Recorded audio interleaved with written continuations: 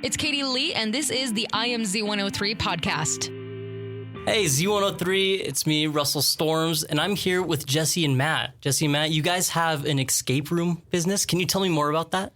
So we opened Oki Escape Games a year ago in August, and we currently have 4 rooms.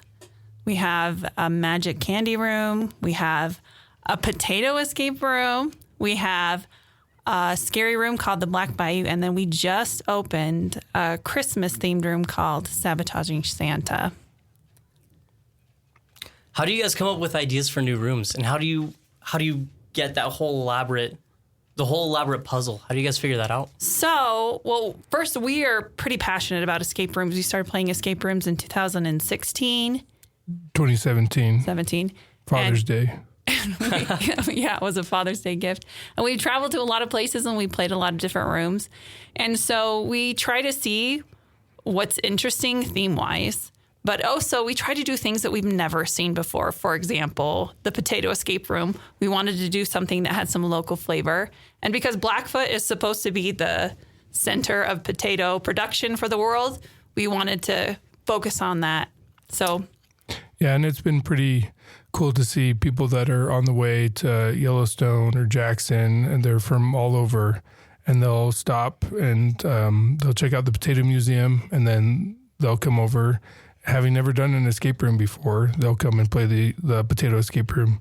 We've had a few groups do that, and that's been really cool. That is really cool. When did you guys open up again? we opened August 2022.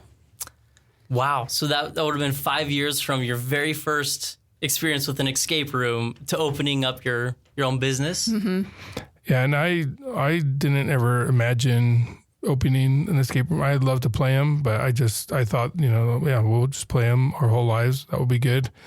Jessi actually threw me a birthday party in 2021, and she transformed our living room into the office, and it was an escape room. And I told her, you have a gift. You need to do something with it. And I don't know what I thought that she was going to do.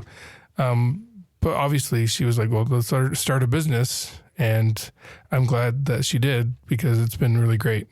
We're both teachers, so we teach all day, but then we do the escape rooms in the evenings and the weekends.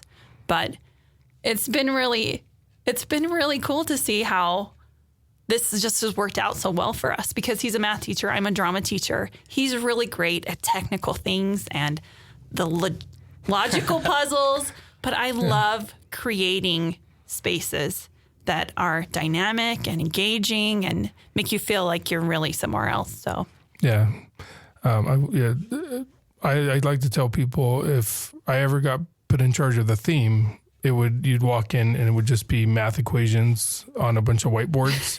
And then everyone would immediately step back out and say, we want our money back, because we got tortured in high school enough with math. We don't need to be tortured in the escape room. So that sounds like a good way to teach your students, turn your classroom into an escape room and have them have to solve equations to get out. Well, a lot of teachers do put together little mini escape rooms, for reviews and stuff. But I've never done that, actually. I've done it in my room. Oh, that's right. I knew you had.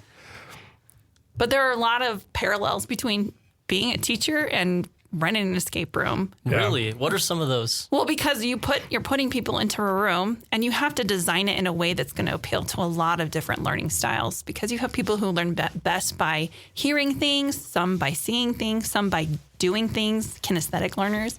And so we try to appeal to all those learning styles, people who learn best by music. So we try to include puzzles that are going to appeal to everyone.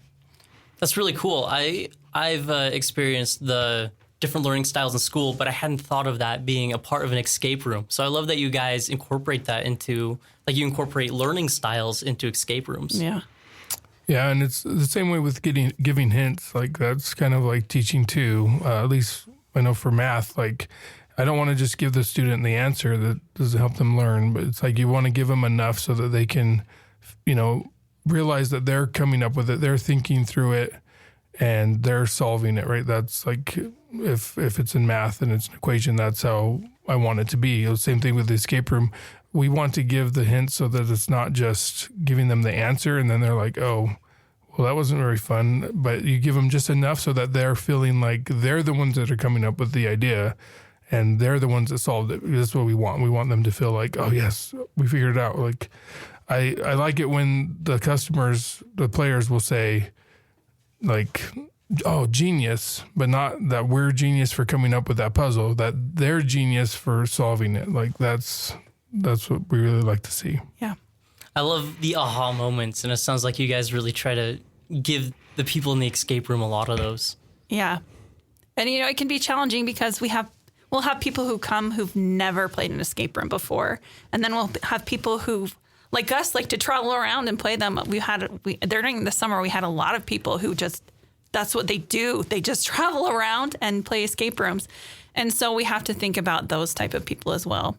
Most people who come, they're beginners. That's their first time. So we want to create escape rooms that are going to be interesting for them, but also challenging for the people who play them all over the country. So yeah, and that's really hard. I feel like that's one of the hardest things to do is finding a good balance, because we want things to be challenging enough for the experts so that they're not getting through too quick, but we don't want it to be so hard that beginners feel overwhelmed and don't make it out. We want everyone to have a good time.